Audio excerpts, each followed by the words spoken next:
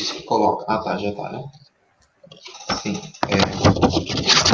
Senhoras e senhores, boa tarde. Sejam muito bem-vindos à live cultural Marília 92 anos. A contribuição dos imigrantes na formação da cidade. Uma iniciativa do Rotaract Clube de Marília de Dirceu, conjuntamente com o projeto Marília Internacional. Esta ação visa homenagear a cidade de Marília por ocasião de seu 92º aniversário, mostrando a importância histórica de diversos povos para a atual configuração cultural, educacional, econômica e social deste importante município da Alta Paulista. Esta live conta com o apoio da Unimar, Universidade de Marília, por meio de seu Núcleo Integrado de Pesquisa e Extensão e Departamento de Relações Internacionais, do projeto RU-Works, da Prefeitura Municipal de Marília, por meio de sua Secretaria de Cultura, e da Câmara Municipal de Marília, por meio de sua Comissão Organizadora dos Registros Históricos. Antes de apresentarmos nosso ilustre palestrante, gostaria de passar a palavra ao Sr. Vinícius Luiz, presidente do Rotaract Clube de Marília de Dirceu, para que possa dar as boas-vindas oficiais. Muito obrigado pela atenção e desejamos a todos uma excelente tarde de conhecimento.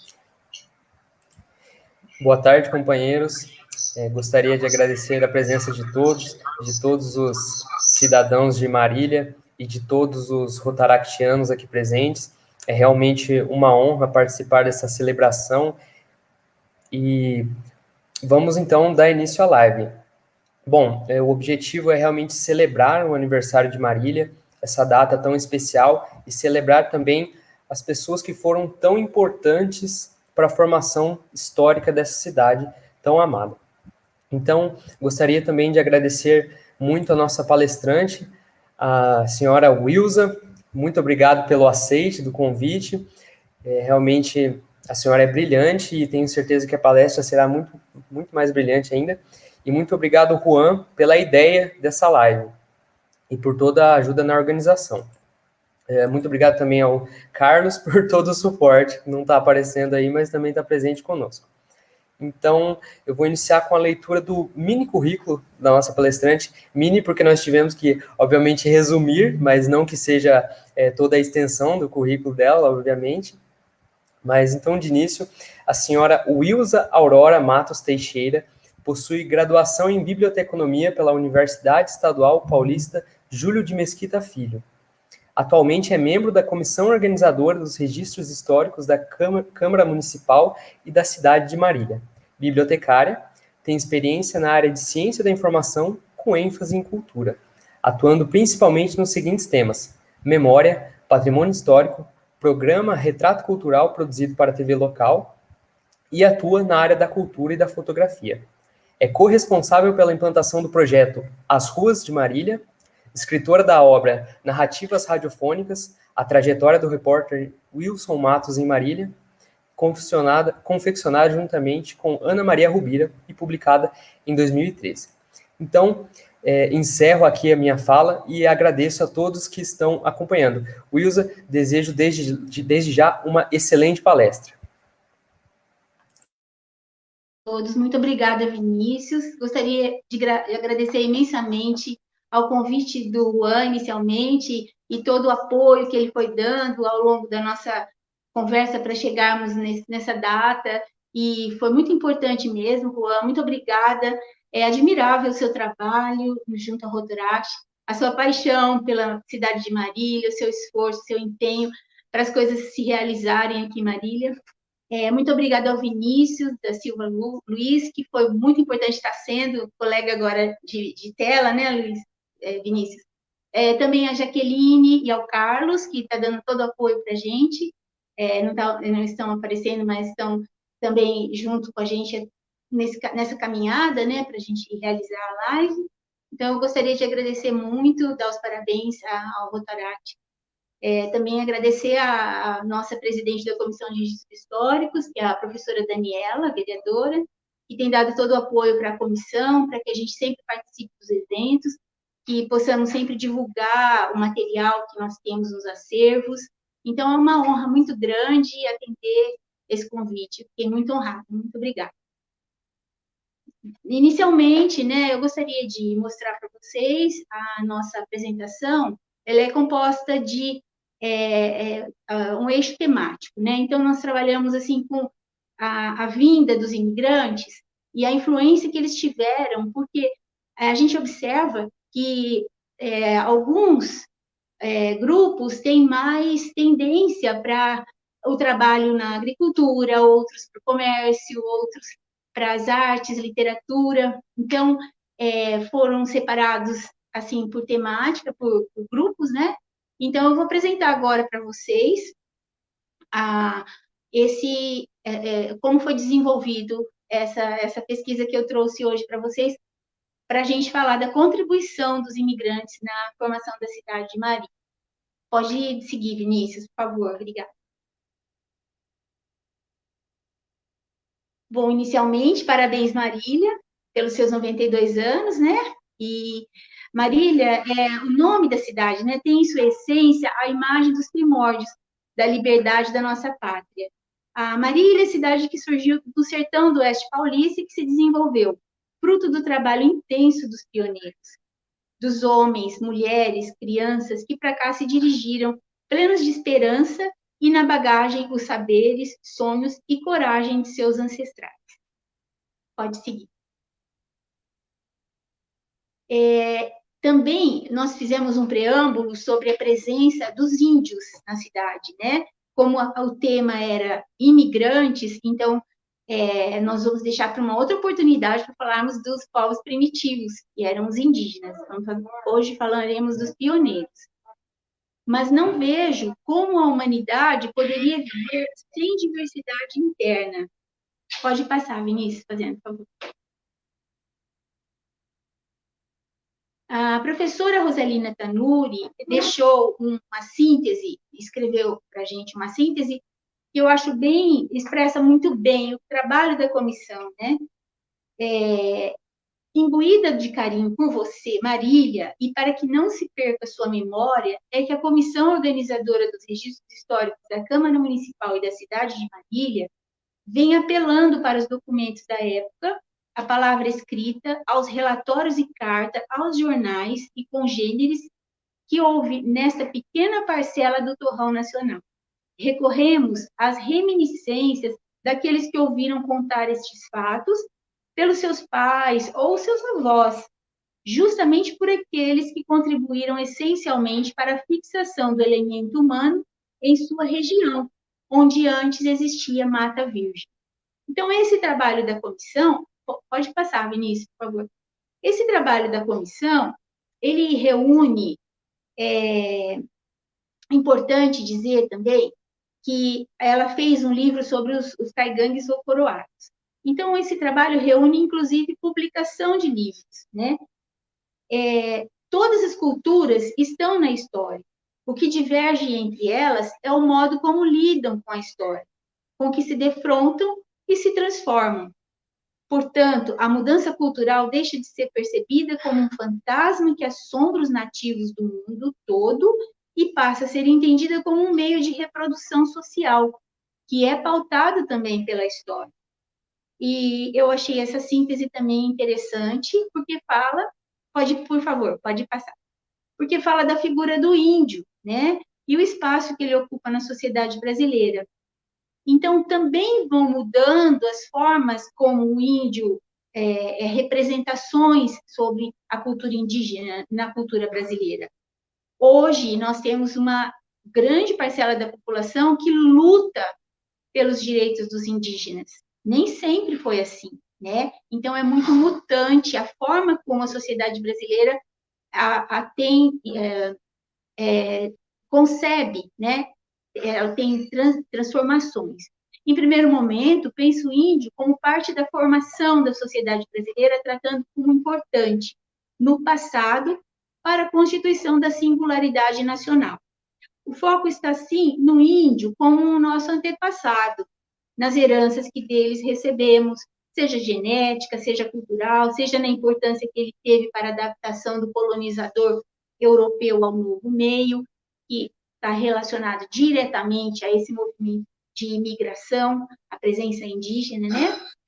E para quem quiser aprofundar nesse assunto, nós temos um material vasto escrito pelo sociólogo Darcy Ribeiro, né? E também a teoria de Paulo Freire. O Darcy Ribeiro foi quem primeiro elegeu o índio como principal personagem de sua teoria sobre o Brasil. Então, esse apoio que o indígena deu quando o europeu chegou aqui foi fundamental também, né, para sua fixação. Pode, por favor, passar, Vinícius. E falando dos documentos, né, que nós tratamos lá na Câmara Municipal, lá na Comissão de Registros Históricos e também na Biblioteca da Câmara, onde eu me aposentei depois de 21 anos, mas esse trabalho continua, né, a próxima que está atualmente continua o mesmo trabalho, né, que é a bibliotecária Karenina. Os documentos fotográficos foram tratados inicialmente. Tivemos que fazer o reconhecimento das pessoas que compunham os conteúdos das fotografias, né? Então, nós fizemos esse tipo silhuetagem para que as fotos ficassem identificadas com precisão, né? De acordo com o sombreamento de cada personalidade. É um volume gigantesco, né? Cerca de 12.000 imagens, e estão voltando para a página da Câmara Municipal, que havia tido uma mudança de plataforma, e agora eles estão retornando, e futuramente todo mundo vai poder consultar as fotografias da cidade ou da própria história da Câmara na página da Câmara. Pode virar, pode passar. Dentre as ações de preservação e conservação e a disseminação dos conteúdos da história de Marília, estão entrevistas com pioneiros e descendentes, e a gente tem um canal no YouTube, você pode acessar. Acervo fotográfico, físico e digital, disponível em parte, como eu falei para vocês agora, que ele está retornando. Acervo físico de coleções da cidade desde 1924. É um orgulho Marília ter esse acervo preservado. E isso é graças à ideia de se criar essa comissão em 1983, através do seu Nelson Fernandes, Sebastião Lene, pessoas que se dedicaram a organizar de forma sistemática esse material, a preservar e criar condições para que eles ficassem de forma que não recebesse nenhum intempérie, né, umidade, tudo em duplicata, e também para assegurar essa preservação, foram feitas cópias de microfilmagem. Então, esses jornais da cidade, desde o primeiro Correio de Marília, depois, no mês seguinte, como a gente vai ver daqui a pouco, surgiu o Alto Cafezal. Então, esses primeiros jornais estão todos microfilmados e parte já digitalizados. Então, como tem que ser feito, né? A gente tem os recursos e que esses recursos devem ser utilizados para essa forma de suporte, porque para preservar, você tem que deixar em diversos suportes, de acordo com a evolução da tecnologia, né? Além disso, a Comissão de Registros Históricos realiza a Noite dos Pioneiros, já está na 35ª edição, com apresentações de artistas de Marília, retratando representando a história da cidade nas artes, nas várias linguagens artísticas, na dança, no canto, no teatro. Tem sido maravilhoso, a gente tem contado com grupos do Teatro da Cidade, da UNAT, cantores. A Marília tem artistas incríveis, muitos artistas muito bons, e a gente tem feito várias parcerias e tem sido lindas as Noites dos Pioneiros. As pessoas, a maioria conhece, e a nossa próxima vai ser a 35ª Noite dos Pioneiros. Também são feitas publicações de obra dos autores. Até então fizemos da dona Rosalina Tanuri e do seu Paulo Correia de Lara. E também temos feito o programa Memoráveis. Com esses materiais, com esse acervo que nós temos, a gente utiliza para produzir novos conteúdos, fazemos releituras, né? Então, vale a pena mesmo assistir esse programa. Ele tem muito conteúdo que muita gente ainda não teve oportunidade de ver ou ainda havia estabelecido uma ligação de uma situação da cidade com um outro fato. Então, é interessante as entrevistas também, que a gente resgata, né? Desde 1984 tem as entrevistas nesse canal que eu expliquei para vocês. Por favor, pode mudar, Vinícius. Bom, sobre os imigrantes portugueses, eu queria dizer que eles são os primeiros a gente retratar aqui, porque não porque eu seja descendente de português, mas porque os portugueses, eles, através do quem mais representou todos eles, que foi o Pereirinha, né? Que foi o que primeiro chegou aqui, né? A gente vai entender daqui a pouquinho como ele veio parar aqui nesse sertão, né? E o trabalho dele aqui para começar do nada um patrimônio que eles chamavam antigamente, né? Então, os imigrantes portugueses, eles eram a vanguarda marítima lusitana, né? Então, tinha vários aspectos de ordem histórico-geográfica que contribuíram enormemente. Eles tinham uma posição geográfica privilegiada, porque eles têm muito mar, né, para todo lado, tem água, né?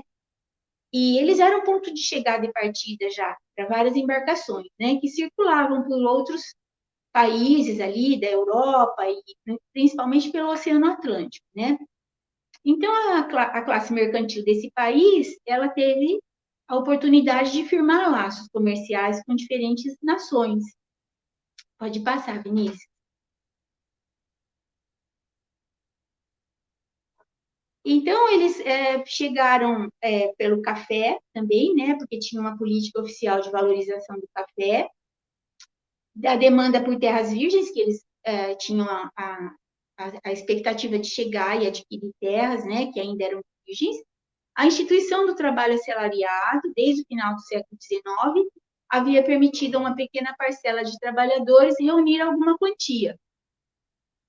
E um número crescente de imigrantes, né, recebidos pelo Estado de São Paulo na década de 20, além do avanço dos trilhos da Companhia Paulista adentrando o Espigão. Tudo isso era um estímulo fundamental para surgir Marília, vamos dizer assim, né? Puxando já agora para a nossa situação. Pode passar, Vinícius, por favor. Bom, então aqui é a origem deles, né? O período que eles vieram é de 1820 a 1920. A maioria veio do Ninho, do Douro, do Beira, da Ribatejo e Trás-os-Montes, né? Antes de chegar em Marília, a maior parte fixou-se no Rio de Janeiro, né? Um parênteses aqui, o meu avô veio, ele veio para cá e o irmão ficou no Rio de Janeiro. Então, a maior parte fixou-se no Rio de Janeiro, outros em São Paulo. Mas muitos também foram para Minas, Bahia, Pernambuco, Paraná, Santa Catarina e Rio Grande do Sul. Inicialmente, eles trabalharam em fazenda de café, alguns trabalharam como ambulante, carregador nos portos, né? Sapateiro, outros que tinham umas finanças, compraram alguns imóveis, estabelecimentos comerciais, grandes comércios, assim como teve em Marília, grandes comércios, o Dias Martins, J. Alves Veríssimo, o Pastorinho, também outros implantaram indústrias. Pode passar, Vinícius, por favor. O professor Valdeir Agostinelli escreveu um livro que vale a pena todos lerem, que inclusive eu deixei aqui para mostrar, que é esse aqui, Terra e Poder na Frente Pioneira. Terra e Poder, Formação Histórica de Marília, desculpa. Publicado em 2005. Esse livro, ele foi pesquisar profundamente todas as causas, toda a tramitação do surgimento da cidade, a forma como foi feita a atuação política das pessoas que estavam envolvidas nessa criação da cidade, como foi feita essa parte das terras, essas divisões de terras. Antes dele, né, teve muitos outros que escreveram também. O primeiro deles foi o livro do Baltazar, professor Baltazar, 1936. Depois, o professor Glicério Povas escreveu em 47, 10 anos depois. Além deles, depois teve o senhor Paulo Lara, 1989, e depois a dona Rosalina Tanuri. E o trabalho acadêmico, a gente tem feito bastante garimpagem para descobrir, na base de dados, né, do repositório da Unesp, tem uma base chamada Cátedra.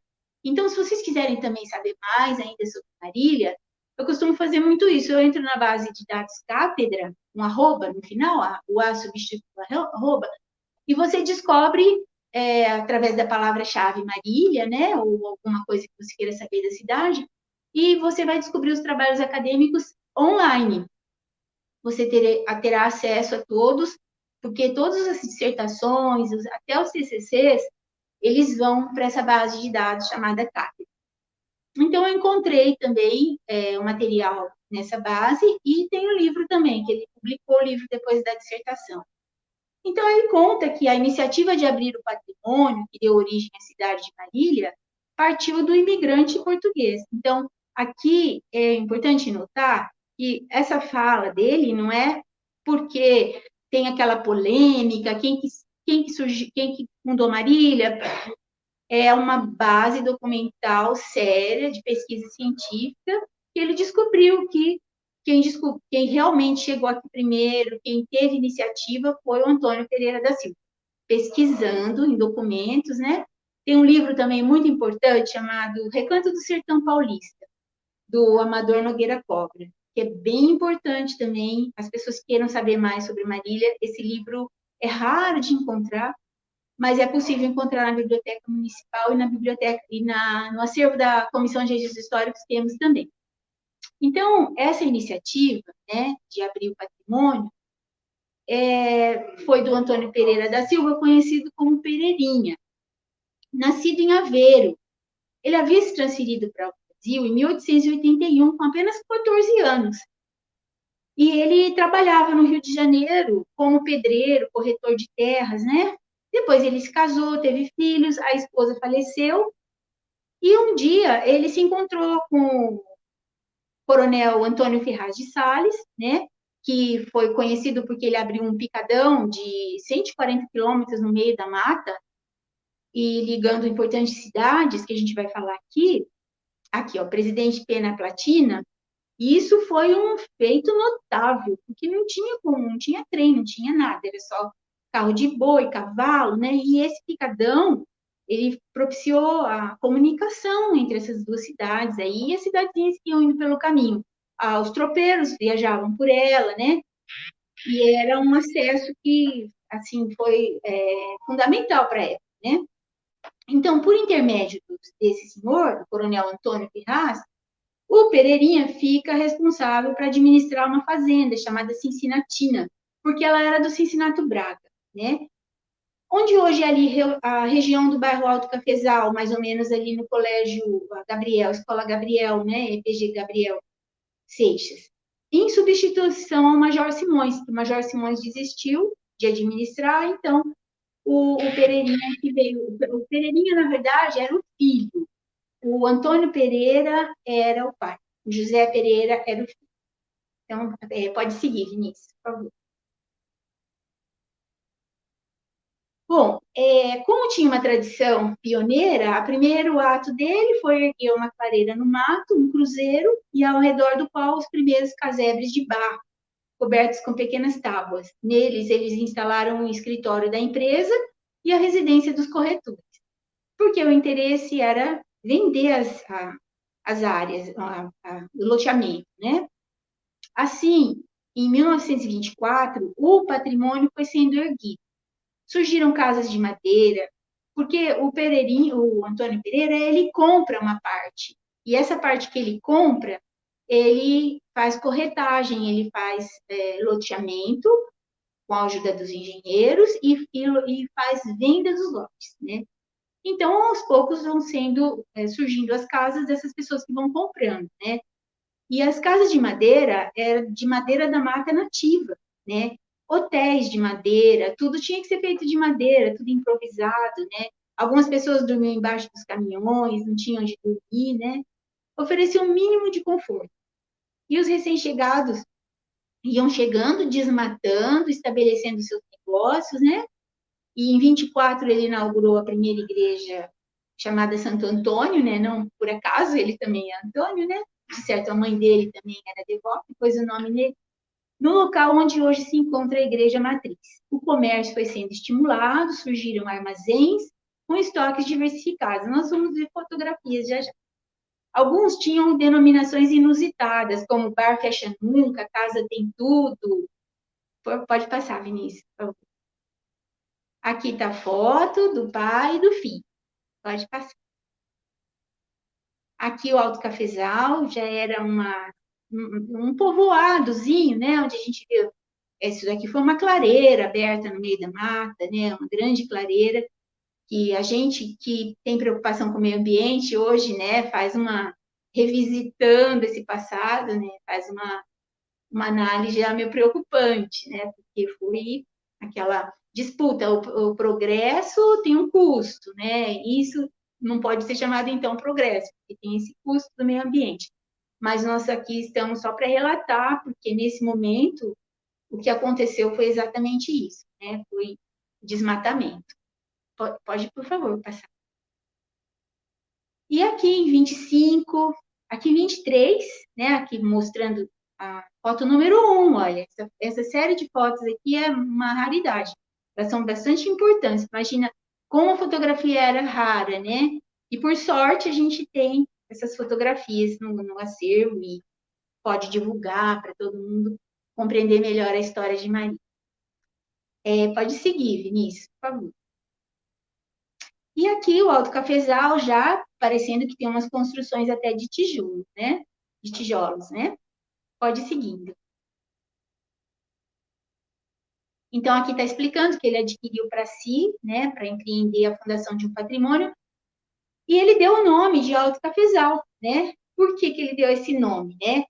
Porque ele levou em conta, segundo as próprias palavras dele, em entrevista que ele deu para o Baltazar Godoy Moreira, né? Ele acreditou que o feitiço dessa palavra ia exercer um poder no espírito dos lavradores, né? Que estavam ávidos de terra onde a rubinácea, que era o café, né, chamado rubinácea, pudesse ser explorado. Pode ir, por favor. E aí, a gente vê várias narrativas, e todos falando a mesma coisa, que a cidade era construída dia e noite, num martelar interminável. E tinha residências, tinha comércio. Os pioneiros portugueses do comércio foram Antônio Costa Lopes, Antônio Ferreira Isabel, o nome de Antônio era bem comum, né? Antônio Joaquim de Souza, Jorge Augusto, José Alves Caetano, José da Silva Cruz, José Ferreira da Costa, lá da Companhia Antártica, José Lúcio Fernandes, que era de comércio de café, José Marques, José Mateus Carlos, da Casa Vitória, seu Luiz Felipe de Mello, da Casa Verde, que aqui eu abro um parênteses, que foi uma pessoa incrível, ele e o irmão dele, Lúcio Felipe de Mello, eles dedicaram a vida pela cultura de Marília, foram, assim, idealizadores do Clube de Cinema, então a gente não pode esquecer esses nomes, né? Luiz Felipe de Mello, Lúcio Felipe de Mello, foram muito importantes para Marília, na parte cultural principalmente, e no comércio, né? Manuel Maria e José Mateus Pinheiro, da Casa Formosa. Pode passar, por favor. Aqui, então, a casa de construção, né, material de construção, já começando a vender material de construção, já estava dando uma melhoradinha, né? Ali no bairro Alto Cafezal mesmo, onde tudo começou, né? Pode passar, então. E aqui também o pioneirismo dos portugueses, né? Porque aqui em Marília, tudo que foi dado início foi com a presença de um imigrante português, né? O primeiro motorista, seu Antônio Cabral, né? Transportava a carga do Alto Cafezal, trazia de Gália. A primeira barbearia, seu Antônio Rosa. A primeira oficina de carroceria, da Oficina Progresso, do seu Joaquim Antônio Rodrigues. A primeira indústria de móveis, do senhor Salvador Salgueiro. O primeiro eletricista, o senhor Manuel Diniz da Silva. O primeiro assentador de paralelepípedo. Os paralelepípedos chegavam de trem, o seu Manuel dos Santos Costa, o seu Manuel das Pedras. A primeira pensão era uma pensão portuguesa, do seu Agostinho Carreira, conhecidíssimo, Marília. O primeiro industrial, o seu Antônio Salzedas.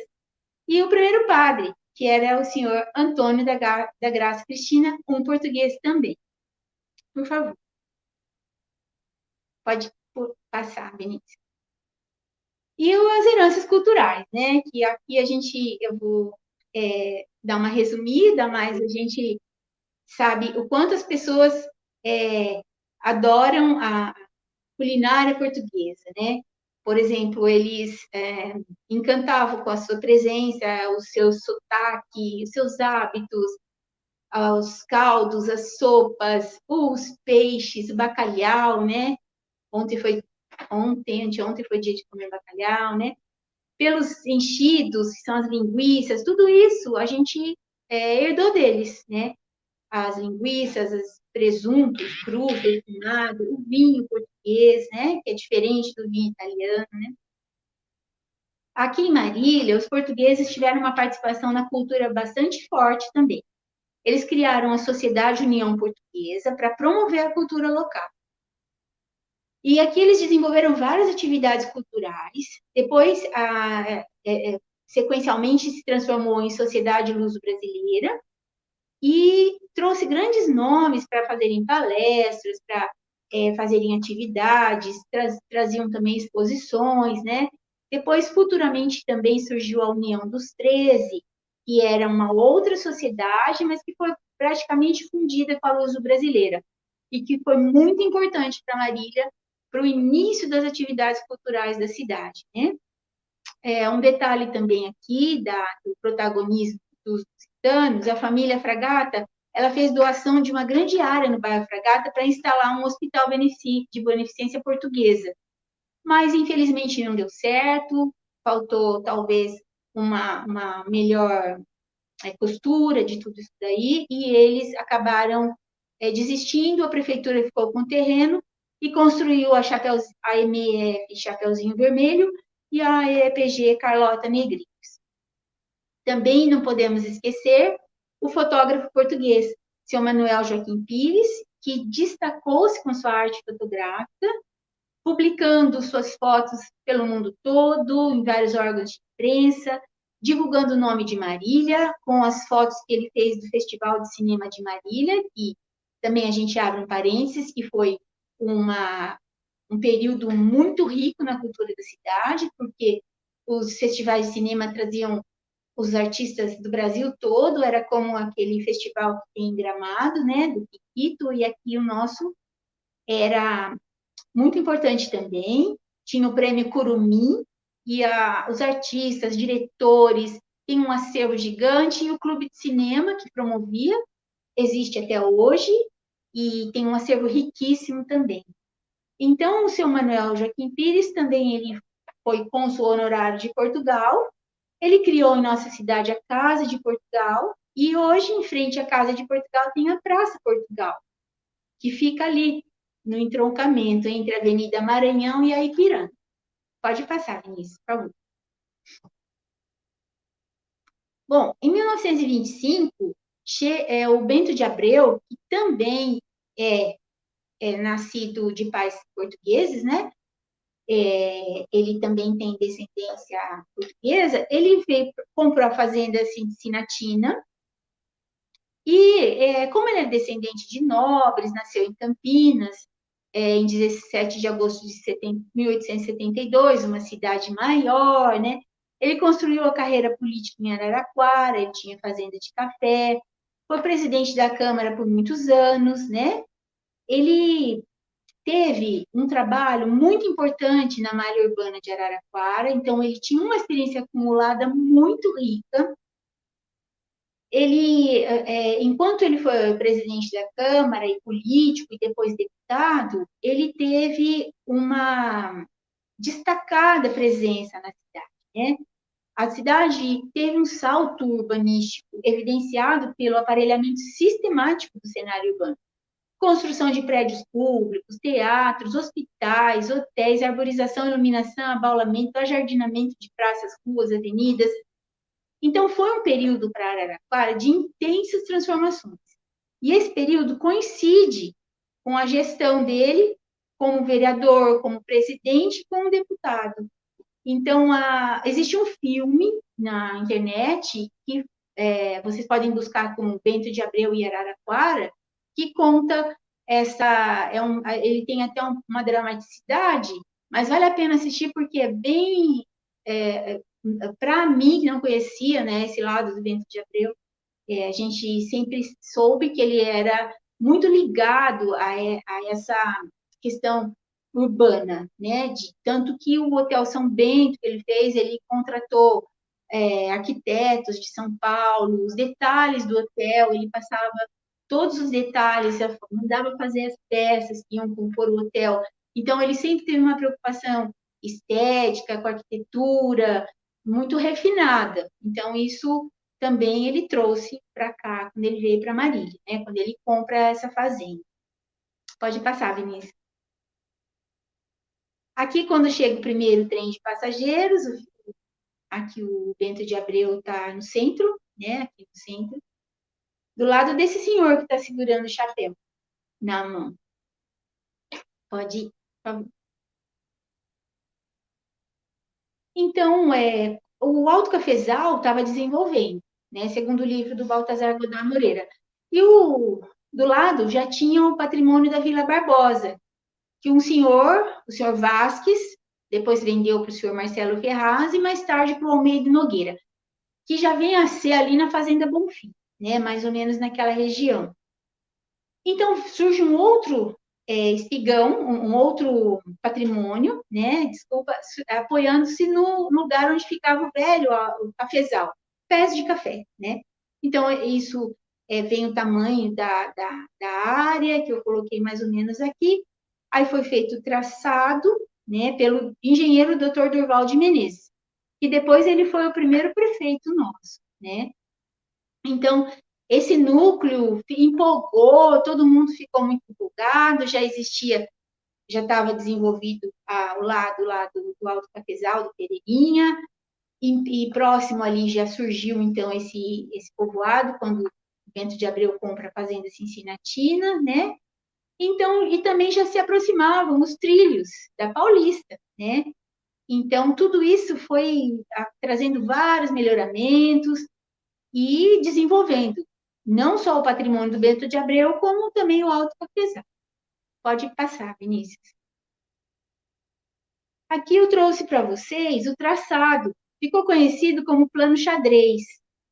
Então, essa região onde fica o Alto Cafezal, a Vila Barbosa e Marília, que é ao lado do Bento de Abreu. Vocês veem que tem uma referência aqui no meio, que é o trilho do trem. É o espigão, que eles chamam, né? Porque o espigão corta a cidade e é onde a malha ferroviária pôs os trilhos. E de um lado é o Rio do Peixe e do outro lado é o Rio Feio. Esse espigão é o ponto mais alto de Marília, que dá mais de 700 metros acima do nível do mar. Então, esses dois lados, né, que estão o Alto Cafezal, do Pereirinha, do lado de cá, do Bento de Abreu, eles vão, depois no futuro, que vocês vão ver agora, eles vão se juntar para, unidos, criarem uma única cidade, que para ela existir, dependia de uma legislação, dependia de várias regulamentações para existir para criar-se um município, né? Mas aqui dá para entender como mais ou menos estava estruturada a nossa cidade, ainda que não era uma única, né? Existia Alto Cafezal, existia Marília e existia a Vila Barbosa. Pode passar, Vinícius, por favor. Então, o Bento de Abreu apresentou, ele era deputado, ele apresentou um projeto, né? E ele criou o Distrito de Paz de Lácio, né? E era um nome primitivo. Depois virou uma lei, foi assinado pelo presidente Carlos de Campos. Não tinha ainda nenhum lugar, uma câmara, uma prefeitura, assinaram isso num hotel, né? Porque não estava ainda, não tinha cartório, na verdade, era um cartório que ainda não existia, né?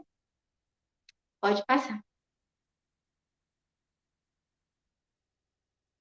Então, como que escolheu o nome? Muitas pessoas já sabem, outras ainda talvez não tenham tido oportunidade de ler em algum lugar, mas já foi falado bastante. Mas eu vou dizer aqui para vocês porque é bem interessante. A escolha do nome se deu ao distrito da estação e ampliou depois ao município todo. O Bento de Abreu ele deu uma entrevista sucinta que ficou histórica. no jornal Correio de Marília. Então, ele dizia o seguinte: vamos contar a origem da denominação de Marília dada à estação da Companhia Paulista do Distrito de Paz e ao município. O senhor doutor Adolfo Augusto Pinto, chefe de escritório central da Companhia Paulista, a quem devemos a Avenida da Estrada até aqui, resolveu dar às estações os nomes. Acho que saiu errado essa palavra aqui, ó. Ele quis a estrada de ferro, de onde ela começava até aqui, ele resolveu dar os nomes em ordem alfabética. Começando pela primeira, a partir de Piratininga, que foi denominada América.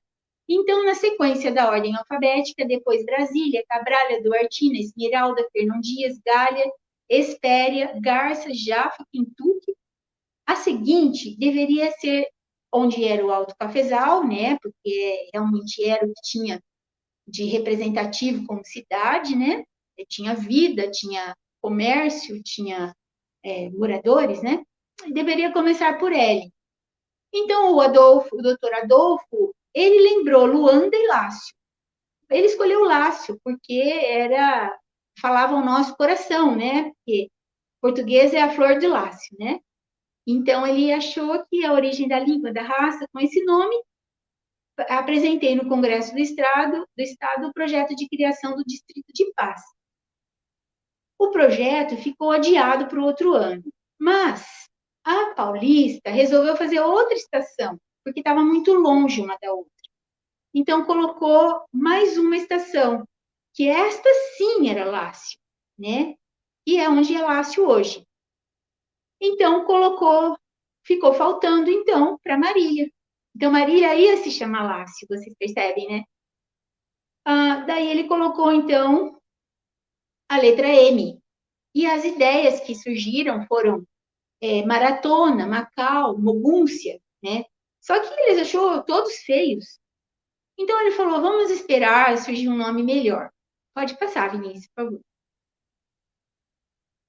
Ele estando na Europa, né? Ele contando ainda a narrativa dele para o jornal, né? Partindo da Europa, lembrou de uma tarde de sol que tem toda uma narrativa com uma poética, né? Ele pegou um livro na biblioteca, o nome da biblioteca era Giulio Cesare, e o primeiro que ele viu foi de Marília de Dirceu, o famoso poema de Tomás Gonzaga. No mesmo momento, ele falou, esse é o nome, tão sonante, tão nosso, né? De bordo mesmo, escreveu uma carta ao doutor Adolfo Pinto, que na volta aplaudiu a minha ideia, né? Desse modo, o nome de Marília fala duplamente aos nossos corações. Recordam um fato histórico da nossa história de luta pela liberdade, que os constituintes da República resolveram considerar a maior das tentativas para a instituição do governo republicano, decretando feriado, dia 21 de abril, da execução de Tiradentes. Por outro lado, o poema de amor de Gonzaga e Maria Doroteia, que o poeta denomina Marília e Dirceu e Marília, né, é a maior em língua portuguesa, sacrificando-se pela liberdade da pátria brasileira. Então, foi uma inspiração muito grande, esse nome ele veio dentro de uma atmosfera de muita confiança, né, nesse início da cidade, né? Então, de confiança de que ia prosperar mesmo, que ia ser próspera. Pode, por favor. E aí ele conta que nesse ano de 28, né, foi um ano muito propício, que ela nasceu sobre um ano propício. Na verdade, assim, nasce, mas não existe. Por isso que, para não dar confusão, que 29 é o ano que é criado o município. Mas em 28, ele já tinha resolvido uma parte grande do problema. Então, ele usa esse termo, né? Nasce sobre um signo de diversas conquistas, né? Então, ele fala que ele consegue, que a capital era Rio de Janeiro, ele consegue colocar aqui uma agência de correios, né? Porque ele era deputado, né? Ele consegue, a primeira carta, né, foi confiada a Alonso Braga em 13 de fevereiro, 1º de maio. E em 1º de maio, ele já publica um jornal, que é o Correio de Marília, o primeiro órgão de publicidade do município, né? Não tinha nem a prensa chamada, né, a oficina que imprime o jornal, ela foi impressa em Lins, né? E nesse dia também ele fez a pedra fundamental, foi lançada, né, a pedra fundamental da igreja de São Bento, que a população assistiu cheio de júbilo e amor cristão. Pode passar, Vinícius, por favor. Aqui está a capa de uma revista Correio de Marília. Essa revista, ela era feita anualmente, era uma revista linda, colorida, raríssimas edições no Brasil inteiro. Nesse período você vai encontrar de qualquer publicação que seja, porque era difícil você fazer. Aqui vocês podem ver que foi pintado à mão, né, o rosto do Bento de Abreu, porque era tudo feito à mão esse trabalho, né? O senhor Anselmo Scarano, jornalista de Marília, também produziu muitas crônicas contando a história da cidade. Ele contava que ele ajudou a fazer esses jornais. Tem uma entrevista dele na página do YouTube da comissão, e ele conta que ele que fazia, ajudava a montar a revista, e ela era admirada em todos os lugares, porque não tinha nenhuma cidade existia uma revista dessa. Né? Então, o jornal, no final do ano, ele fazia uma revista que era assim, um resumo dos fatos da cidade, dos acontecimentos, e importante, que era local. Não trazia assim, notícias de outros países, era local. Então, hoje torna-se uma referência essa revista. E nós temos elas na Comissão de Registros Históricos, são capas lindíssimas e sempre promovendo tudo que acontecia na cidade, divulgando as indústrias, escolas, as palestras que aconteciam, os fatos, eventos. Então, é bem interessante essa revista. Pode, por favor, passar. Então, o jornal Correio de Marília, ele é considerado o primeiro jornal, porque ele saiu em 1º de maio, né? Mas, em 1º de julho, surge o Alto Cafezal, que é o outro jornal, né? Então, a cidade passou a ter 2 jornais importantes, né? O Correio de Marília, que só vocês vendo a capa, já tem o Bento de Abreu na capa, né? Ele já trouxe todo esse conhecimento de Araraquara, já sabia como editar um jornal, como montar, como fazer. E o Alto Cafezal, que também é um excelente jornal, a gente tem ele, tem digital, e é o jornal que trazia informações também dos acontecimentos de Marília. Né? Então, tínhamos 2 jornais. Né? Então, já em 29 de outubro, como deputado, ele se esforçou muito e o Dr. Luiz Rodolfo Miranda promulga, dia 24 de dezembro de 1928, pelo presidente Júlio Prestes de Albuquerque, referendado pelo Dr. Fábio de Sá Barreto, a chegada da notícia da localidade. Esse ano, até o último dia, havia de ser promissor, porque ele estava empolgado, não se findou. Assim, sem mais um fato importante.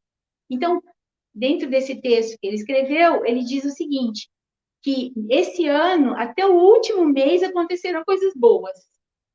E no último mês desse ano de 28, inaugurou a Estrada de Ferro, passando na Gare artisticamente enfeitado o primeiro comboio de passageiros. Então, tem a imagem que acho, Vinícius, passe para nós, fazendo favor. Aqui a chegada do trem, imagina a expectativa, né, das pessoas. Isso foi um acontecimento maravilhoso, né? A partir daí você ia correr o mundo, né? Porque o trem passando aqui levava você para a capital, que era levar para São Paulo, né? Capital do estado, depois para a capital do Brasil, enfim, estudar fora, os filhos podiam estudar fora, você podia vender mercadorias, você podia construir, trazer material, abrir sua firma, enfim, chegou trazendo já, né, toda o desenvolvimento, né, vamos dizer. Pode passar, por favor. Aqui já, graças aos nossos fotógrafos, a gente nunca pode deixar de agradecer, porque se não fossem eles, esses registros maravilhosos, né, com tanto cuidado, artistas mesmo, né, à frente do seu tempo, é que nós podemos ter essa história ilustrada. E documento, fotografia é documento. A gente fala que a fotografia tem uma narrativa, né? Se você olhar assim, ela está contando, informando um monte de coisa, que roupa que eles usavam, os carros que tinham, como tinha várias alfaiatarias, porque não tinha a roupa pronta, enfim, as ruas eram de terra, e a gente já fez homenagem a eles, e a gente não cansa de fazer, porque eles realmente foram fundamentais, que foi, nesse caso, o Fotomuse foi pioneiro, né? Ele trouxe para Marília o filho, e aqui eles registraram muito, muito, muito do início do desenvolvimento de Marília. Então, a gente rende todas as homenagens a esses fotógrafos pioneiros. E também o senhor Manuel Joaquim Pires, o senhor Sebastião Leme, que a gente vai falar especialmente deles lá na frente. Pode seguir, por favor. Então, como eu disse, né, o município foi criado, mas tinha que se instalar, né? Aí já estamos em 29, estava no finalzinho de dezembro, já entrou em 29. Então, todo mundo, a localidade tem pressa de tomar posse dos seus destinos, né? E nesse ano vão realizar as eleições, porque para instalar o município tem que ter uma Câmara Municipal, prefeito, todos os equipamentos públicos, né? Todo esse aparato público, né? Que precisa funcionar para poder existir a cidade. Então, eles elegeram o senhor Luiz Rodolfo de Miranda, Paulo de Abreu Sampaio Vidal, Durval de Menezes, Coronel José da Silva Nogueira, Dr. João Batista e o farmacêutico, senhor Benedito Rosa de Lima e Costa. Vocês veem que tem bastante nome aí que vocês já viram na rua, né? É bem, bem comum. No dia 25 de março, se reuniram-se em sessão preliminar, verificados os poderes, foram eleitas as comissões permanentes. A cerimônia de instalação do município foi dia 4 de abril, por isso hoje nós estamos comemorando, né, em 29, e hoje, então, 92 anos, em um prédio de madeira, localizado na Rua Benjamin Mota, que depois a Rua Benjamin Mota passou a se chamar 4 de abril. E esse prédio era de propriedade do Major Eleazar de Camargo Barbosa. E o dia foi de festa para a cidade. Com justa razão. Era o prêmio que muitos se esforçaram muito. Pode passar, Vinícius. Bom, Bento de Abreu, além de ter conquistado, né, toda essa parte burocrática, a instalação, toda essa que ele tinha muito assim, conhecimento acumulado disso, porque ele já tinha vivido no meio político a vida inteira. Então, para ele instalar aqui uma Câmara toda, foi muito fácil, assim, relativamente fácil. E, além disso tudo que ele fez, ele também fez benfeitorias, inúmeras benfeitorias.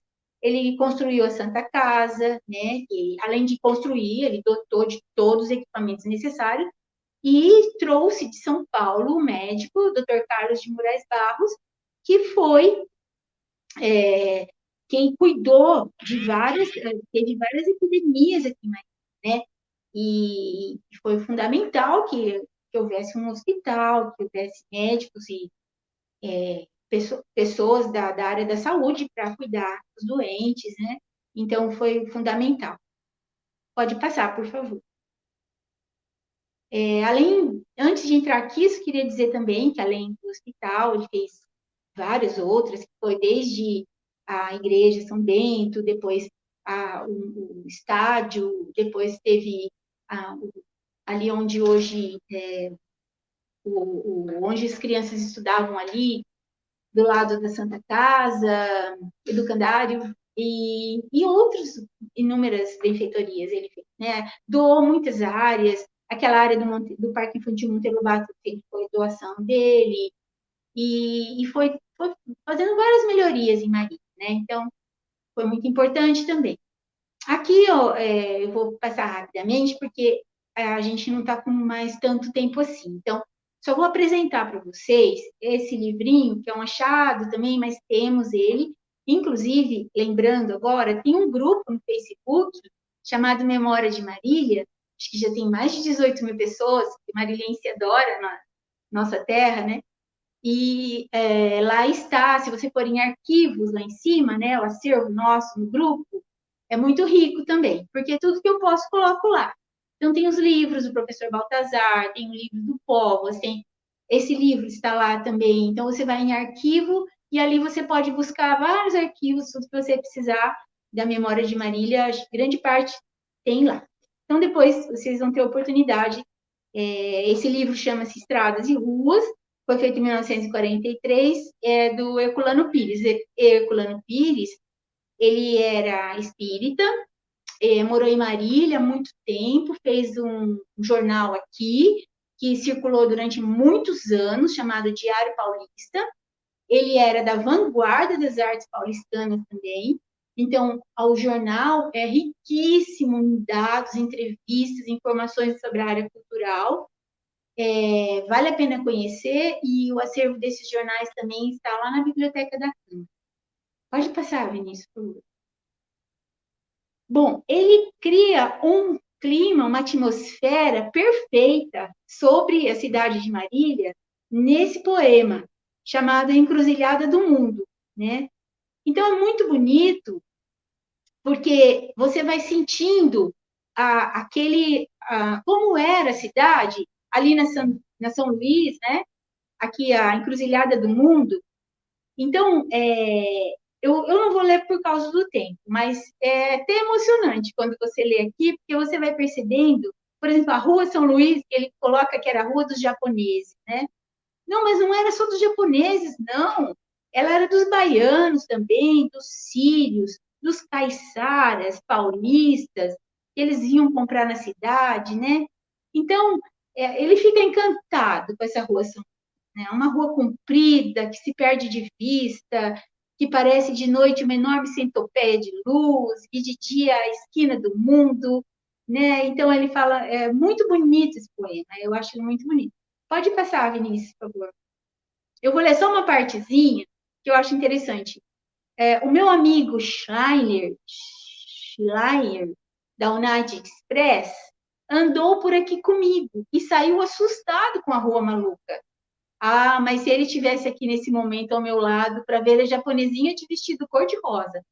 5 ou 6 anos, uma fita festiva no cabelo preto, sobrancelha perfeita, como 2 voos de andorinha, brincando na calçada do Okamoto, com um negrinho de olhos vivos, safados, com um turquinho de boné de couro, com um judeuzinho de olhos azuis como Jesus, estou certo que ela veria nesta rua a encruzilhada da fraternidade.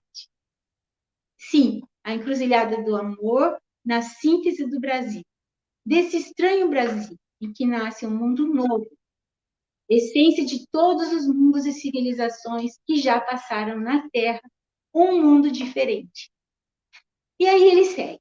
Mas o que eu acho interessante é que Marília, nessa época, recebia muitos estrangeiros, mas nem era para morar aqui.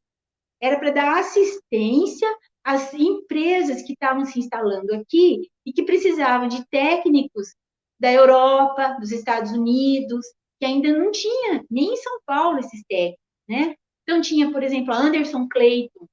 Aí eles veio da Inglaterra, então vinham várias pessoas de lá, Matarazzo. Então tinha várias empresas gigantescas aqui que precisavam dessas assistências. E o amigo dele, Schleyer, da United Express, ele fotografou 6 cidades no Brasil que estavam em franco desenvolvimento na década de 40. E ele tinha que escolher 6 da United Express, da revista Life. E ele escolheu Marília. Então, ele fez várias fotos de Marília, porque Marília era uma síntese do desenvolvimento que acontecia no mundo inteiro. O avanço era muito grande, era chamada Califórnia brasileira. E esse Schleyer, ele publicou essas fotos numa revista Life. E alguns anos atrás, a Life reeditou essas fotos, né? E publicou num número especial da revista Life. Eu acho que até acabou a Life, né? Então, quando ele está na São Luís, né, o Herculano Pires, o autor do poema, e ele encontra o Schleyer, é uma coincidência muito grande, porque depois a gente descobriu esse livro e logo veio essa publicação da Life como edição comemorativa. Então, a gente ligou os fatos, né? Falou, olha, ele estava falando da presença desse fotógrafo aqui, né? Que estava junto com a... E que saiu depois na revista, a gente veio a conhecer as fotos. Pode passar, Vinícius, por favor. Então, ele fala que a Rua São Luís é a encruzilhada do mundo. E ele fala, eu te odiava e detestava, e você me conquistou. Pode passar. Depois a gente vai falar um pouco dos imigrantes espanhóis. A gente já falou dos portugueses, né?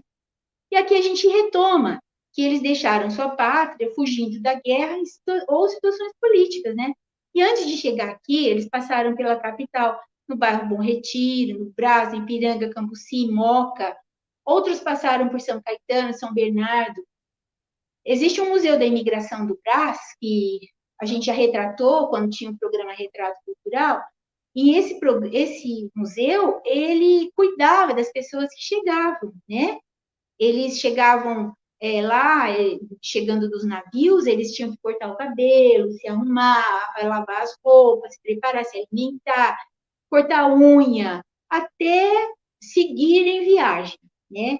Então, eles tinham esse tratamento lá nesse museu, na Casa do Imigrante, né? Lá no Brás, né? E eles eram em número de 7.714, né? Só até 1972, tantos que chegaram. E aqui ficaram, né? A gente tem nas entrevistas da comissão registros deles contando, né? Como era difícil, né? E eles tinham várias dificuldades, às vezes financeiras, doenças, né? Então, eles relatam... Pode, por favor, Vinícius, acho que vai continuar. Para chegarem, eles vieram navios, ficaram na hospedaria dos imigrantes, foram caminhados para as fazendas, aí eles vieram, muitos chegaram aqui em 1954, porque não apoiavam o regime franquista, e a economia também estava mal. Quando eles chegaram, eles encantaram nossa gente, com seus objetos pessoais, mantilha, castanhola, leque, roupa, brinquedo, instrumentos musicais. Eles sempre foram hábeis marceneiros, trabalhando muito bem com revestimento. Ensinaram também muito a gente a trabalhar com as ferramentas, instrumentos de trabalho, que os tornaram muito importantes na construção de novas casas. Antes de 1930, já chegaram em Marília os construtores espanhóis Francisco de Oliveira Santos, Gabriel Garcia Batista, José Maria Garcia e Júlio Vitor dos Anjos. O primeiro espanhol a adquirir terras do senador Rodolfo Miranda em 1921 foi Antônio Hernandes, que, achando muito distante as terras, resolveu vendê-las. Pode passar, Vinícius. Depois chegou Guiné Amador, em 24, veio a cavalo por um simples picadão existente entre Marília e Presidente Alves, que era aquele que a gente comentou lá, que a gente falou no começo, né? E eles tocavam lavoura, comércio, depois ele foi gerente da empresa, que tinha frota de jardineiras, e fazia essa comunicação. Entre os primeiros sitiantes, né, estão André Moron, que era da Fazenda São João da Boa Vista, Acênio Varela, Campilho, Francisco Ângelo Montolar Buil, que era pai de... Aqui saiu errado, gente, é BL no lugar de N. Pai do Ângelo, do seu Jesus, do seu Manuel, o Diogo Melhado Nunes, da Fazenda Conquista, José Pinheiro Martins, João Álvares Peinoso, da Fazenda Santo Antônio, Pedro Valera Campilho, sitiantes na Água da Cobra, hoje Amadeu Amaral, Euginês Pérez Sanches, Miguel Oliveira Serrano, Salvador Garcia, Jerônimo Fernandes, Antônio Del Roio, Tomás Alcalde, Pila Demore. E seguimos aqui, olha, no comércio, os espanhóis que eram mais famosos, o seu Alberto, dono da padaria familiar. O senhor Alfredo Augusto de Araújo era proprietário do Correio de Marília, que era o mais antigo, como a gente já falou, né? E tantos outros, né, que tinham presença muito forte aqui em Marília. Pode seguir, fazendo favor. Na indústria, né, o seu Manuel Lopes Sais, que tinha fábrica de carroceria, Francisco Pozo, os fotógrafos também, José Vicente Conde, Pedro Aranega Fernandes, os alfaiates, Rodrigo Vilar, vendendo os lotes, o espanhol José Esteves Rubia, trabalhou para o Pereirinha, né? Em 2 de maio de 1930, formou-se em Marília o Centro Espanhol, sociedade composta de pessoas da colônia espanhola. E na diretoria, seu Raul Roque de Araújo, na secretaria, o Francisco Pouso e o João Melhado. Os tesoureiros eram o senhor Antônio Quiles e José Maria Souza. Pode seguir. E agora os italianos, né? Eles chegaram pelo Porto de Santos, a maioria, né? Pelo navio Emília ou a bordo do navio da Companhia Ligure Brasiliana. Chegaram no final do século passado, na verdade, retrasado. Início do passado. Porque foi final do século, começo do século XIX, né? Final, eles chegaram por volta de 1900, no comecinho do século XX, né? Alguns sociólogos, né, como Data e Martinotti, consideram a América um Eldorado para os camponeses de Timon, de Campania, da Lombardia, né? E foi essencial a contribuição do imigrante italiano em nossas terras, né? Muitos motivos fizeram com que eles atravessassem o oceano e aqui chegando eles eram um valor que veio modificar a economia do país. Os que chegaram em Marília rodaram muitos lugares antes de chegar aqui. Cada família recorda a saga dos seus, não deixando o valor histórico da cidade se perder na agitação do presente. Lembramos do Guiné de Grace, hoje já 3 ou 4 gerações. Sua história se encaixa em tantas outras histórias de pioneiro. Ele chegou em Marília em 29, a cidade estava nascendo, e a terceira geração hoje reflete nos filhos, doutores. Inúmeros foram seus compatriotas. Martinelli, Graziano, Cremona, Colombo, Raineri, Barbarati, Carlotti, Buffolini, Rossini, Perandini, Vendramini, Vigiani, Gramolini, Bernardoni, Alpino, Zuccoli. Depois teve Cornelian, Otaiano, Crepaldi, Bassan, Mascaro, Bonato, Tozin, Stropa, Graven, Ticiane, Doreto, Campanari, Rotelli, Asperti, Bonadio, Nardi, Marconato, Toffoli, Cabrini, Zaratini, Galati, Mascaro e tantos outros. Na alma de todos estava impregnada a canção Santa Luzia, que eles cantarolavam no tombadilho do navio e depois sempre que se achavam insatisfeitos. A música é linda, gente, eu deixei o link aqui para vocês ouvirem. Na mesa dos italianos nunca faltava vinho, queijo, polenta, frango. E nas festas, no sítio, na fazenda, eles trabalharam muito com café e arroz. Era certo encontrar sopas e massas, leitões, perus e até paca. Tudo ali na fazenda, O leitão eles chamavam de porchetta alla romana. Serviam todas as variantes das macarronadas. Espaguete, fusilli, ravioli, tagliatelle, tagliatelle. Enfim, é isso que a gente está tão acostumado, né? Então, pode passar. Então, o Vargas, que é uma dissertação bem interessante, vale a pena vocês conhecerem, a presença dos imigrantes, principalmente italianos e espanhóis, no processo de urbanização da cidade foi significativo para o desenvolvimento das atividades industriais e comerciais locais. O serviço dos profissionais especializados na realização de obras da construção civil e em atividades que envolviam serviços de alvenaria, serralheria, marmoraria e marcenaria eram muito requisitados pela elite cafeeira, pois imprimiam a esses empreendimentos padrões estéticos europeus. O caldo cultural dos imigrantes pode ser observado nos padrões arquitetônicos adotados nas construções do período. Grande parte dos profissionais especializados na prestação desse serviço tinha procedência europeia, destacando-se a italiana. O calçamento petit pavé, conhecido por mosaicos portugueses, por exemplo, era uma técnica de assentamento artesanal realizada por poucos especialistas italianos e lusitanos. Pode passar, por favor. Os imigrantes reuniam-se igualmente em entidades assistenciais e culturais e com as sociedades beneficentes. Tais agremiações congregavam a população italiana de menor ou maior poder aquisitivo, respectivamente rural e urbana. Esse grande contingente europeu, formado por trabalhadores livres presentes nas fazendas, como nos núcleos urbanos, deram à cidade a atribuição de mercado de trabalho. Em várias cidades paulistas, as iniciativas no setor industrial foram desempenhadas principalmente por imigrantes italianos e espanhóis.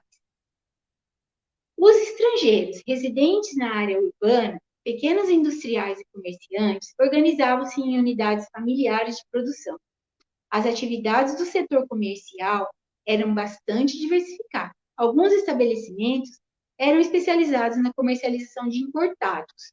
O mercado de artigos nacionais e importados era constituído por fazendeiros, profissionais liberais, funcionários administrativos, pequenos comerciantes e industriais e o incipiente operariado urbano e capitalista. Pode passar.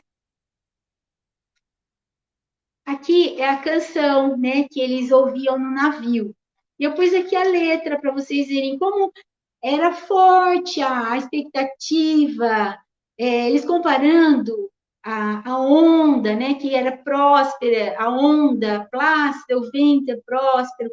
Então, essa atmosfera de acreditar, né, eles estavam vindo assim, muito confiantes, né, que eles iam que estavam vindo para um lugar muito bom, né? Então, a canção fazia eles acreditarem, né? Onde o coração quis sorrir, né? Depois vocês podem ouvir a música também. Pode passar, por favor, Vinícius. Aqui é um texto do professor Ivan Fiorini, né, que já foi secretário de Cultura de Marília, que ele também é descendente de italiano, ele tem um conhecimento muito grande da história de Marília, e é uma pessoa, uma referência aqui em Marília, o professor Ivan Fiorini, para quem quiser conhecer também a história de Marília, ali, aquele centro ali, ele sabe contar muitas histórias do que acontecia ali, os eventos, também parte política, e ele escreveu esse artigo, onde aqui tem mais nomes de mais italianos, sobrenomes, que tem uma participação muito importante em Marília, e esse artigo ele escreveu por ocasião do aniversário da 2 de junho, né? É o dia da República Italiana. Né? Então, a gente que os que são descendentes aqui no Brasil comemoram também. Pode, por favor, passar. Agora, sobre os sírio-libaneses, né? Dona Rosalina Tanuri, querida amiga, historiadora também, historiadora de Marília, ela escreveu que em Marília, os sírios e libaneses começaram a chegar na década de 20, depois nos anos 70, 60, desculpa, já no século 20. Então, se a grande massa de outros imigrantes foram subsidiadas, né, eles tinham um subsídio do governo para vir, os árabes vieram por conta própria, o que para eles é um orgulho e prova de um espírito altivo. Eles não se deram bem na enxada, nunca fizeram enxada de labrador e nem o avental de operário industrial. Eles vieram premidos pela precária situação econômica da sua terra natal, pela inferioridade socio-religiosa dos cristãos, numa sociedade onde predominava o islamismo, e era denominada pelos turcos dominada, né, com tensões e lutas fratricidas. Eles detestavam ser chamados de turcos. Pode, por favor. Bom, o café, né, como vocês sabem, né, que predominou, é um capítulo à parte o café. A gente não pôde falar mais do café, mas foi fundamental. Está permeando toda a história, desde o começo, né? O cafezal, esse nome está sempre ecoando aí na nossa história. Então, o café, através das fazendas, industrialização e operariado, ele serviu como fonte de lucro para o pequeno mascate sírio-libanês, e foi realmente o eixo motor do mascateamento.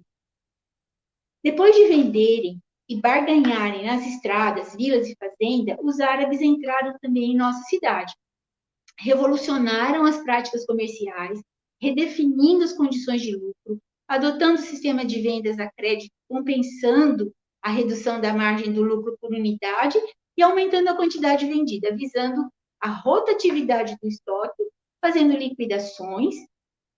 Eles investiram os lucros no próprio negócio. Eles formavam, então, o comércio popular. Desculpa, teve um errinho de digitação.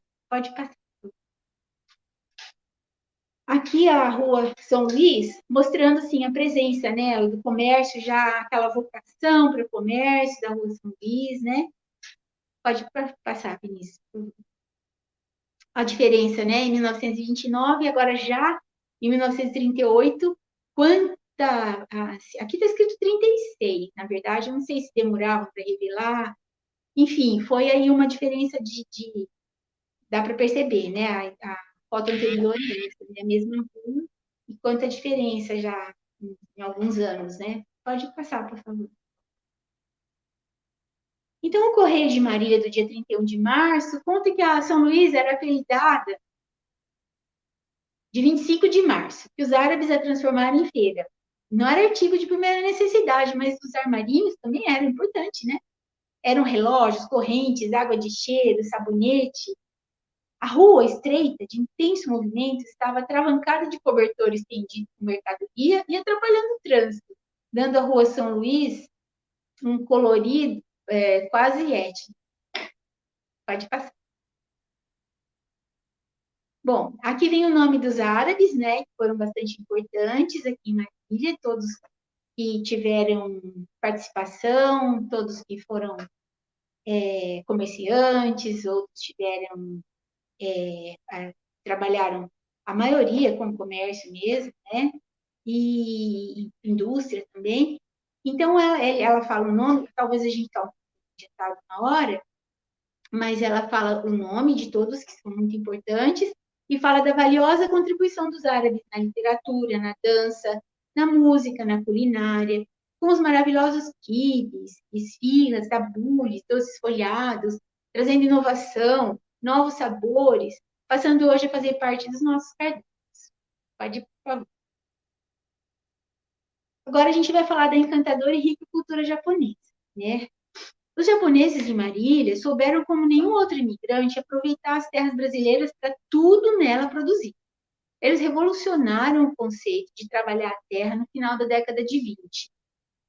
Em 1930, já havia no município 273 famílias, sendo 37 na zona urbana e 2.365 na zona rural. Nesse mesmo ano, foram criadas a Associação dos Moços, Seinenkai, que fazia o serviço de correspondência da colônia. A Sociedade dos Okinawãs, filial de Okinawa Kukai do Brasil, e duas associações japonesas para a organização de uma escola, a fim de unir todas as famílias nipônicas e facilitar o relacionamento de japoneses e marilhenses.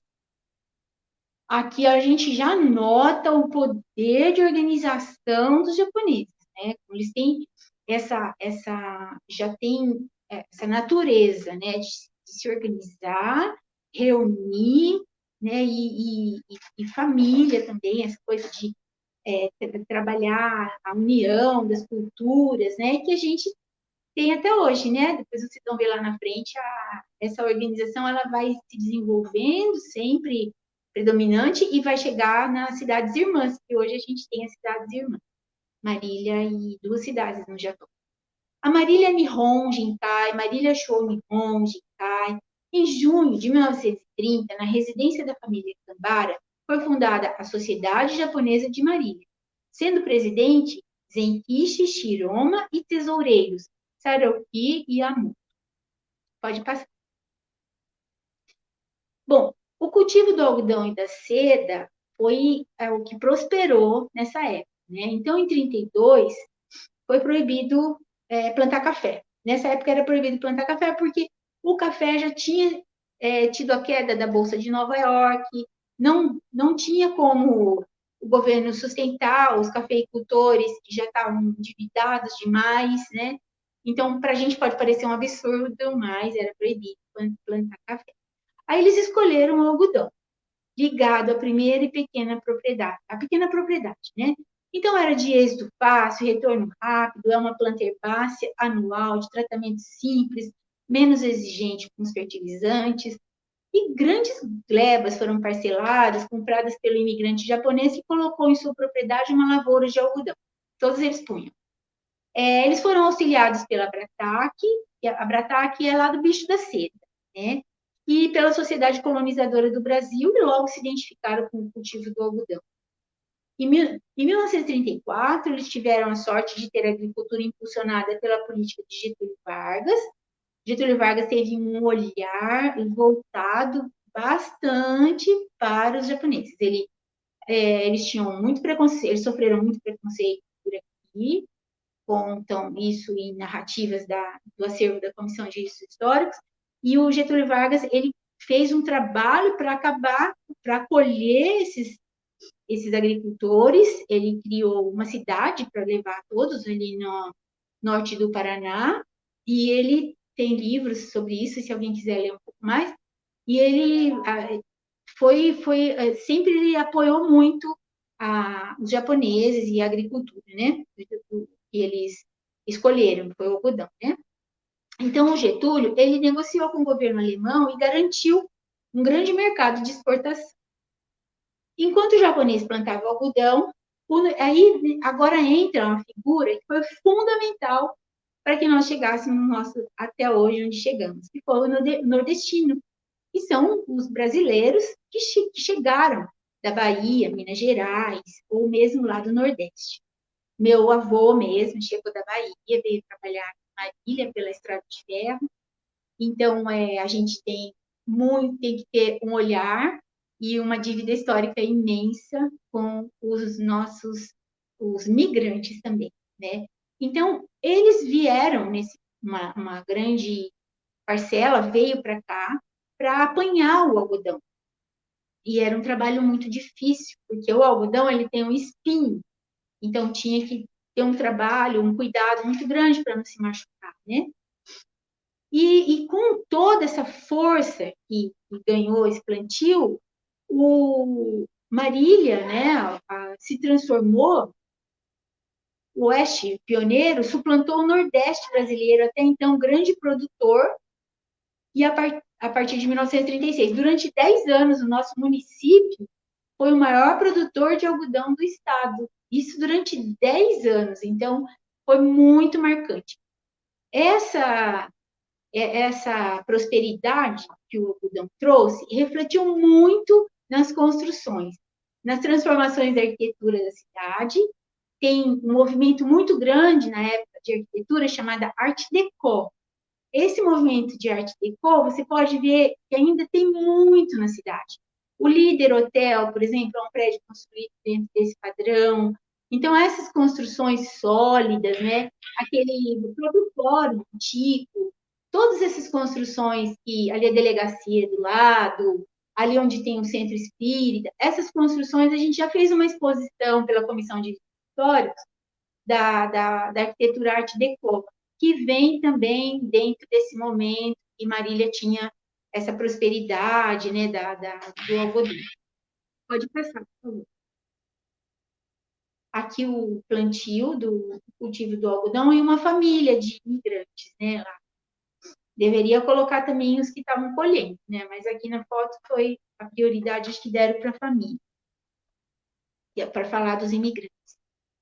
Então, em 1931, a colônia nipônica aqui domiciliada organizou sua primeira exposição de agricultura.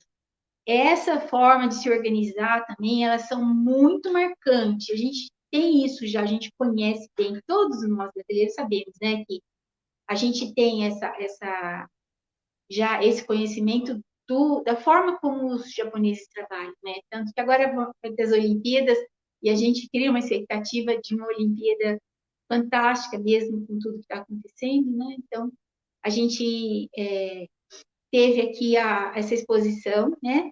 Ela foi no Teatro São Bento, com as autoridades, né? A Secretaria da Cultura, o cônsul japonês, ele veio, né? E, na verdade, os japoneses, sempre em volta da cidade, a gente vê os cinturões verdes, né? Então, eram eles que garantiam esse cinturão verde. E a gente cresceu comprando nas quitandas, né? E sempre com a presença dos japoneses na quitanda, né? E na cidade, eles também tinham preferiam também o ramo de bares, armazéns, tinturarias, farmácias, como o senhor Yoki Norimiki, da farmácia japonesa, em 31, pioneiro aqui também, né? Então, com os japoneses, uma aprendizagem tomou conta da nossa vida. Penetramos no ensinamento do Zen budismo, caligrafismo, do chá, da lanterna de papel, das árvores. O mundo vegetariano entrou em nossas refeições.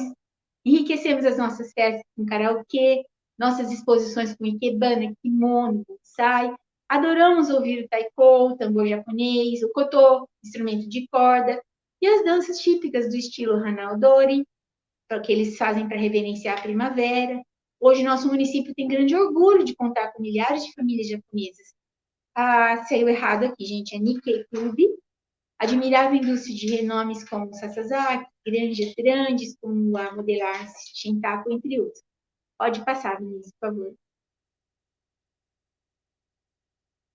Então, em 1980, consolidando essa grande integração das culturas, nossa e os japoneses, foi selado um acordo denominado Cidades Irmãs, um acordo de cooperação técnica, né,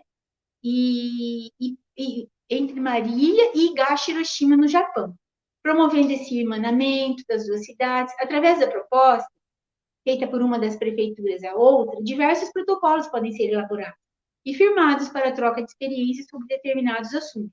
Investimento em projetos, intercâmbio de estudantes, especialistas, empresários, dentre outras possibilidades, podendo acontecer em diversas áreas, como cultura, educação, saúde, transporte, meio ambiente e desenvolvimento econômico. Em homenagem à parceria com Higashi Hiroshima, saiu junto aqui, gente, mas é separado. O município, são duas cidades. Na verdade, Higashi Hiroshima é uma cidade, mas é escrito separado. O município de Marília tem uma praça com o nome da cidade irmã, localizada na confluência da Avenida Esmeralda e Vicente Ferreira. Outros 3 movimentos que homenageiam a relação das cidades com o Japão, podem ser encontrados no Jardim do Paço Municipal, tendo sido um deles inaugurado pelo príncipe Mikasa, na ocasião da sua visita. Pode passar, Vinícius. Bom, agora a gente vai falar um pouquinho rápido da visita da realeza, né? Agora a gente está em processo de tornar mais uma cidade irmã, ser a cidade de Izumo, da província de Osaka. Queria fazer uma referência importantíssima aqui aos colegas dessa live, que principalmente o Juan Olediana, que está trabalhando muito, porque ele trabalha com as relações internacionais, e o Vinícius também, o pessoal do Rotaract, é um grupo de jovens empenhados em consolidar essa parceria e transformar em realidade mais uma cidade irmã, mais um processo de cidade irmã. Então, parabéns a vocês, meninos. Esse trabalho é incrível. Então, esse sentimento fraterno de gratidão mútua construído entre nós, marilenses e japoneses, teve alguns momentos que marcaram para sempre a história dessa irmandade, como, por exemplo, a vinda do príncipe Mikasa para Marília, em 1958, quando a capital nacional do alimento recebeu uma autoridade imperial, que plantou um pé de ipê, no Jardim do Paço Municipal. Em 22 de julho de 2018, a princesa Mako visitou Marília em comemoração aos 110 anos da imigração japonesa no Brasil, participando de uma solenidade no Teatro Municipal, onde assistiu uma apresentação de taiko. E logo após a solenidade, a princesa visitou o Paço Municipal, onde plantou um ipê, amarelo, símbolo do município, igualmente seu familiar, há 60 anos. Uma placa comemorativa da visita dos 110 anos foi descerrada pelas autoridades. Pode, por favor. Bom, depois de falar dos imigrantes, né, a gente vai falar um pouquinho do pioneirismo da cidade, né? O Bradesco começou em Marília como Casa Bancária Almeida, né? Então, a gente, sempre que o Bradesco vai fazer um vídeo, vai fazer um comercial, eles procuram a Comissão de Registros Históricos, porque eles querem falar do princípio, né, de como surgiu o Bradesco. Então, a agência da Prefeitura do Bradesco é a agência número 2, porque era para ser número 1. Eles levaram para Osasco, né, mas a agência número 1 era em Marília. Então, está aqui a prova, né? Era da família Almeida, e depois transformou-se em Bradesco. Aí passou para outros donos, né? Ele ficava aqui, na Sampaio Vidal, essa agência, né? A primeira agência do Brasil, né? Isso foi em 1940. Pode passar, ministro. Bom, a TAM também, falando do pioneirismo, a TAM surgiu em Marília, como Transporte Aéreo Marília. Aqui você tem inclusive é uma página do Correio de Marília, aquela revista que eu falei para vocês, que era uma revista incrível. Até os comerciais, tudo nela tem informações, narrativas importantíssimas. Aqui o aviãozinho da TAM, que começou fazendo transporte de aluguel, alugava um grupo de amigos, né? É uma longa história, gente. Uma hora a gente pode contar essa história. Tem mais pessoas que sabem mais que eu também para contar sobre isso. Pode passar, por favor. Aqui também a gente rende uma homenagem muito especial a um amigo meu que tive muita felicidade de conviver com ele, uma pessoa humilde, inteligentíssimo, talentoso, poeta, fotógrafo e inventor da câmera 360 graus, né? O fotógrafo marilense Sebastião de Carvalho Leme. Ele tem a biografia dele está lá na Wikipédia, que eu me lembro quando ele abriu essa página, ele me consultou, a gente conversou e foi muito importante. Seu Sebastião, ele retratou vários momentos de Marília que são narrativas da história da cidade, são documentos importantíssimos, a parte social, a parte política, a parte da urbana, desenvolvimento urbano de Marília, com muita sensibilidade e com a câmera 360 graus, que possibilitava uma visão, né, geral, que a gente podia ter uma visão ampla da cidade, então, sempre abrindo os horizontes, né? Ele fotografou Brasília, foi convidado especial. A biografia dele é linda, linda mesmo. Inclusive, ele participou da Vera Cruz Cinematográfica, foi escolhido entre vários fotógrafos, inclusive fotógrafo alemão concorreu com ele foi escolhido, ele retratou o filme Caissara, está todo em arquivos lá na Cinemateca Brasileira. Então, o seu Sebastião Marilense, que a gente tem muito orgulho de falar dele, né? E se quiserem conhecer melhor, também está o Wikipedia. Pode passar, ministro. Aqui as referências bibliográficas, né? Que vocês podem estar consultando depois, esse vídeo vai ficar no ar. Só dar um pausezinho no vídeo e buscar esse material. Acho que é o último, né? Então, eu queria agradecer, abrir a perguntas, se alguém quiser perguntar. Muito obrigada, viu, Vinícius, pela paciência aí.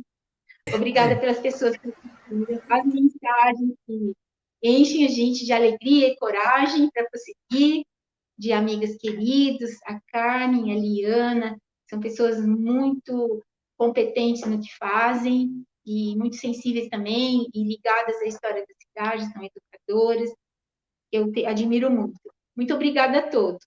Muito obrigada, Juan. E Carlos e Jaqueline.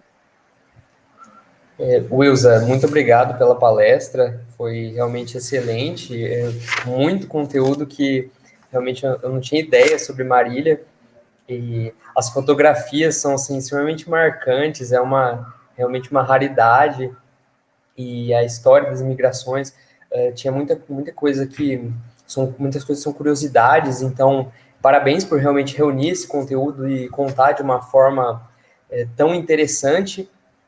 E só de nada. Só um pouquinho antes de encerrar, teve uma pergunta aqui da senhora Rita Domingues.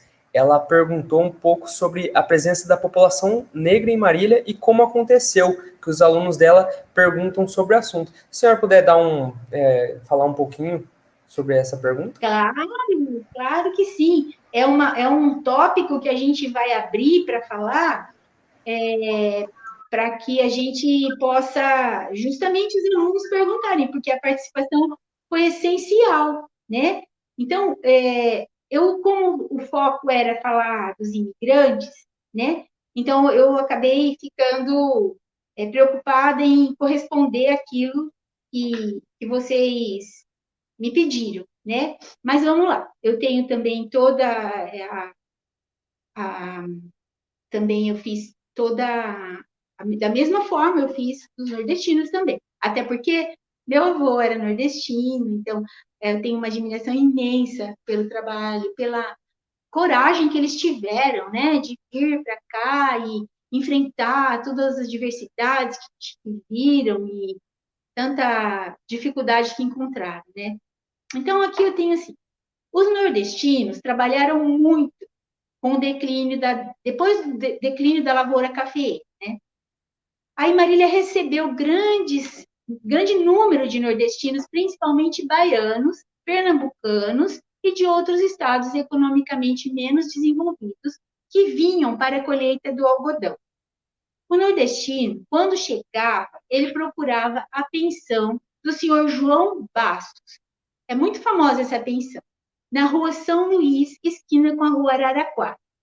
Eles chegavam de trem na gare da estação da Estrada de Ferro da Paulista, cada um carregando o seu bucho, que chamava, ele trazia um saco, né, cheio de roupas, e a sua rede de dormir.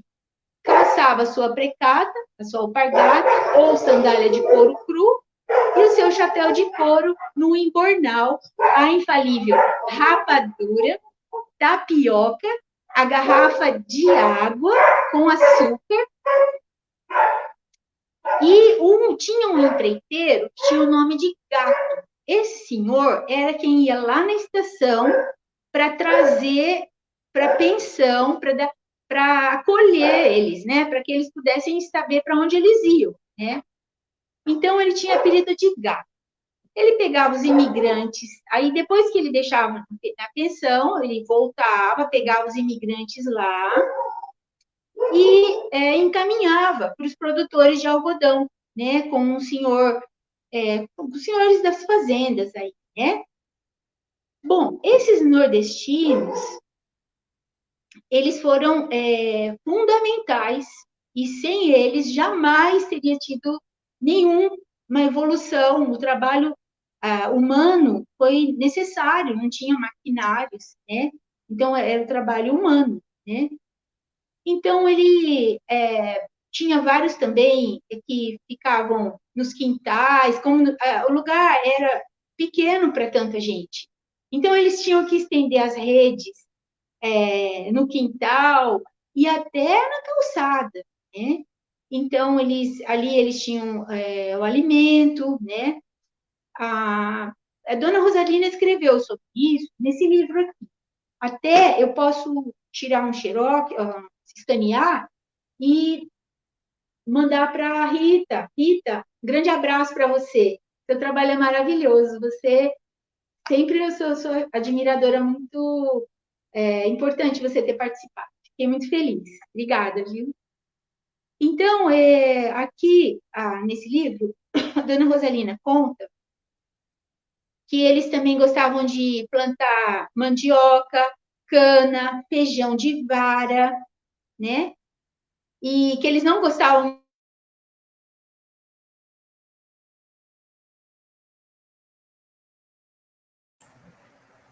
Eu acredito que tenha travado a internet da Wilsa.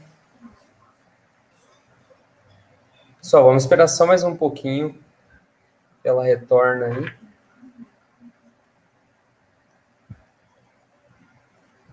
A bateria, eu não sei por que tão rápido, vai ficar um pouquinho assim, olha. Mas Wilsa, vou passar a Rita para você, tem o seu contato, eu vou passar para você tudo que eu já tinha separado aqui sobre os imigrantes. Muitas pessoas aqui se destacaram, né? No comércio, o seu José das Casas Fortaleza, o senhor Irará também veio do Nordeste, ele tinha uma casa de calçados populares, o seu Dedé da Lona, oficina de caminhão, o senhor José das Lojas do Queima, né? Muitos tiveram lojas de tecido, fazia a alegria da mulherada. Tinha o doutor Aristóteles Garcia, médico, doutor Coriolano de Carvalho também veio do Nordeste, doutor Mário Lima Baiano de Salvador, o nosso maior de todos até agora, pelo estado que ele pegou a cidade, pela recuperação que ele fez, que foi o prefeito Argolo Ferrão, era baiano, né? O senhor Mário Lima instalou a Casa de Saúde São Luís, justamente com o Rodrigo Argolo Ferrão, que era irmão do prefeito, Argolo Ferrão, né? Inclusive o senhor Argolo Ferrão, prefeito, ele embargava as obras do pensionista lá, que acolhia os nordestinos, porque ele dizia que estava tudo errado a obra dele. Ele não podia fazer pensão sem janelas, condições de abrigar os hóspedes, tinha que ter, né, o mínimo conforto, né? Muito importante também, os gêmeos, os advogados Confúcio e Laércio Barbalho, e inteligentíssimos, tem vários artigos de jornal, o Laércio Barbalho, pai da minha amiga, a querida Liana, né, que tem textos lindos nos jornais, né? O senhor Eliseu dos Reis Cerqueira, dono do posto São Paulo, na confluência com a São Luís, né? Um pedreiro famoso, Amaro Francisco de Souza, e enfim, tantas figuras maravilhosas, e além de toda a força, né, que trouxeram para que Marília se desenvolvesse, né, essencial, né? Então, tanto eles foram, como Euclides da Cunha disse, né, e tantos outros, na verdade, os nordestinos vieram para vencer e dominar, trabalhar tanto, sendo capaz de revelar a figura máscula do sertanejo Euclides da Cunha no desencadear de suas energias adormecidas. São as palavras finais aqui do texto da dona Rosalina Tanum. E a gente tem mais material, posso passar para você, outras entrevistas que foram feitas. Peço desculpas mesmo por ter acontecido isso, não sei se dá para recuperar. E o que você acha melhor fazer nesse caso, Vinícius? Wilza, acho que a gente pode proceder para o encerramento. Fica tranquila, porque na palestra já foi, todo o conteúdo já foi apresentado. O pessoal conseguiu ver. E só pedir o seu comentário sobre se serão disponibilizados ou não os slides para o público, e a gente já pode proceder para o encerramento. Sim, pode disponibilizar, acho importante divulgar isso, fundamental. Eu gostaria, então, para encerrar, de agradecer, e sempre que possível, vocês continuem esse trabalho, tem muitas pessoas que gostam muito da cidade, Rita é uma, a Liana, outra pessoa também muito importante, ela tem uma contribuição gigantesca lá no Grupo Memória de Marília, e eu acho que esse trabalho deve continuar. Muito obrigada pela oportunidade, obrigada a todos, parabéns, Marília, viva Marília! Obrigada. Nós que agradecemos. Juan, queria fazer um último comentário? Então, eu agradeço mesmo, dona Wilza, por todo esse conhecimento que a senhora deu para todos nós, né? Quem está em casa, quem depois vai acessar também, né, para os alunos, enfim, ou até as pessoas mais velhas que aprenderam com certeza algo novo, né? Sempre aprendemos algo novo.